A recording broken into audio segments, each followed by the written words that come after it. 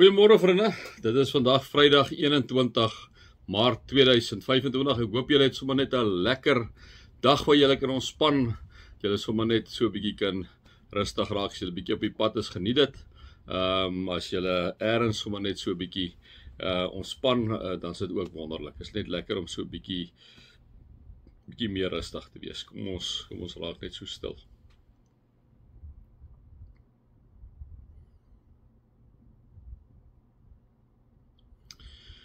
Dankie Here vir 'n lang naweek waar ons net so 'n bietjie van ons krag en energie kan terugkry.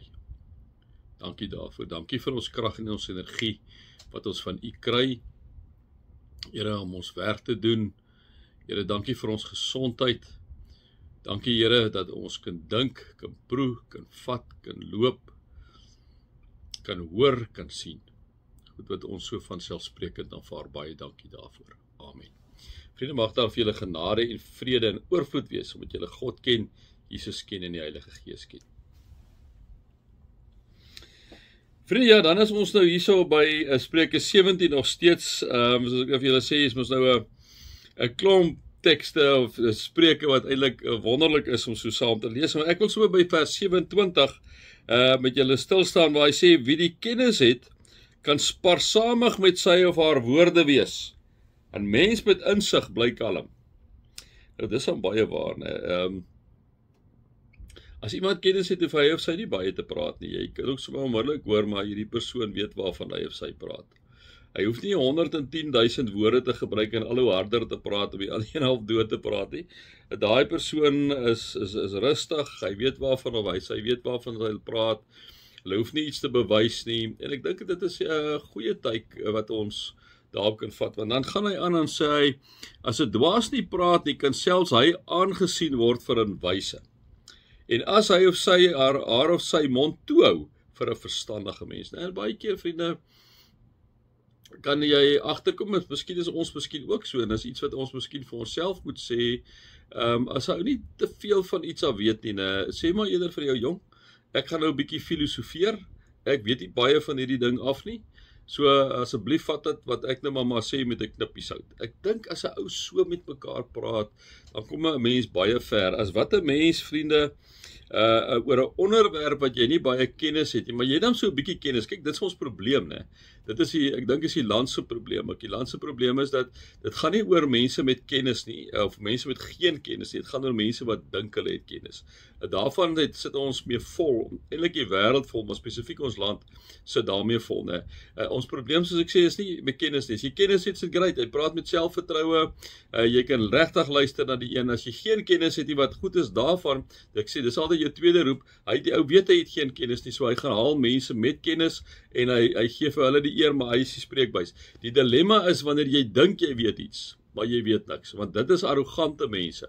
Dis mense wat dink hulle kan goed doen wat hulle glad nie in staat is om te doen nie, né?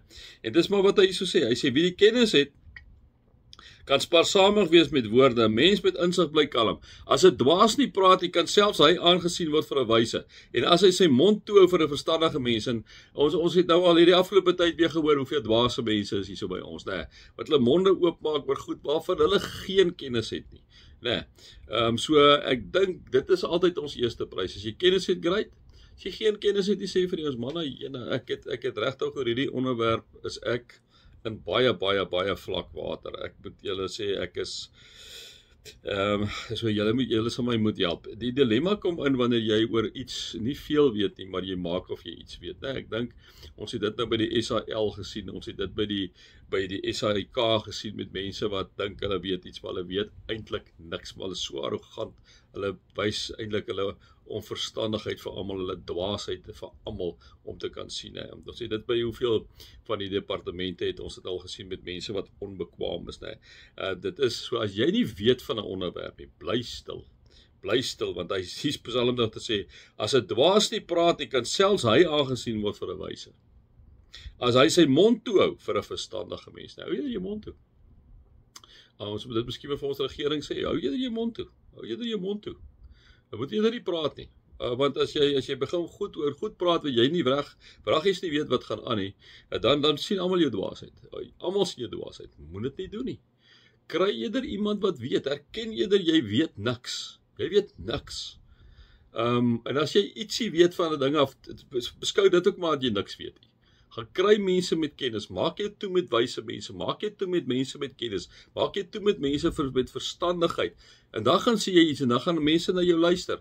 Op hierdie stadium luister niemand meer na die leiers in die land nie, hoekom nie?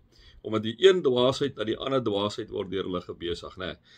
En hulle sal selfs gesien word as 'n verstandige mens, as hulle beslag hulle mond toe hou, en nie al die dwaashede kwytraak wat op hierdie stadium aangaan nie, né? So dit is sommer net so van daai kant af. Dan in vers 18 sê hy, 'n selfsugtige mens lewe net vir homself. Hy verwerp alle oorlegpleging, né? Dit is dan baie waar, vriende. Ek dink ek gaan hierdie versie gaan ek gaan dit nie Saterdag doen nie, ek gaan hom vir Maandag oorlos. Ek wil gou nog aansluit by die ander, dan maak ons dit klaar. Hy sê vers 2, die dwaas stel nie belang in insig nie, hy wil net sy eie opinie bekend maak, net om aan te sluit by ons tema daar, ek het nou toe ek aflees spesifiek, hy sluit aan by wat ons nou sien. As 'n dwaas nie praat, hy kan selfs hy aangesien word vir 'n wyse. En as hy sy mond toehou vir 'n verstandige mens, die dwaas stel nie belang in insig nie, hy wil net sy eie opinie bekend maak. Weer terug na ons land toe, na sy leiers toe. Jy kan die een insanity na die ander insanity hoor jy hulle praat. Sorry, ek is nou maar vandag 'n bietjie op hulle keus, want hulle irriteer die wit waksheid my uit hierdie afgelope tyd weer met hulle onsinnighede, né? Maar dit staan vir my so duidelik wat hier staan. Die dwaas stel nie belang in insig nie. Hy wil net sy eie opinie bekend maak. Dit gaan net oor homself. Dat ek net gou so sien, hier is nog 'n ding. Hy sê hierso in vers 7, 'n dwaase mond is sy ondergang, sy eie woorde is 'n dodelike struik. As jy nou die hele tyd vir mense beloof, goed gaan daar wees, jy gaan skole bou, die ekonomie gaan beter wees, en jy elke jaar is dit die een belofte na die ander belofte, maar niks gerealiseer nie, dan is ons hier, 'n dwaase mond is sy ondergang, sy eie woorde is 'n dodelike struik, dan moet ons vir mekaar sê, dan is daar inderdaad iets groots fout. Kom ons bid ook, vriende, vir ons regering, mense wat in beheer staan van ontsaglike belangrike posisies, wat in ons land 'n enorme effek op jou en op my op die straat het, 'n enorme effek het op ons armste van arme mense, en dat die Here hulle sal help om te begin besef, hulle moet ophou met hulle dwaasheid. Dat ons vir die Here vra dat hy asseblief hulle tot insig sal bring, dat hulle sal besef, hulle moet begin anders dink en goed anders benader, mense met kundigheid inkry oor goed te sê. En ek dink as dit gebeur, dan gaan ons ook op 'n beter plek wees. My 5 woorde.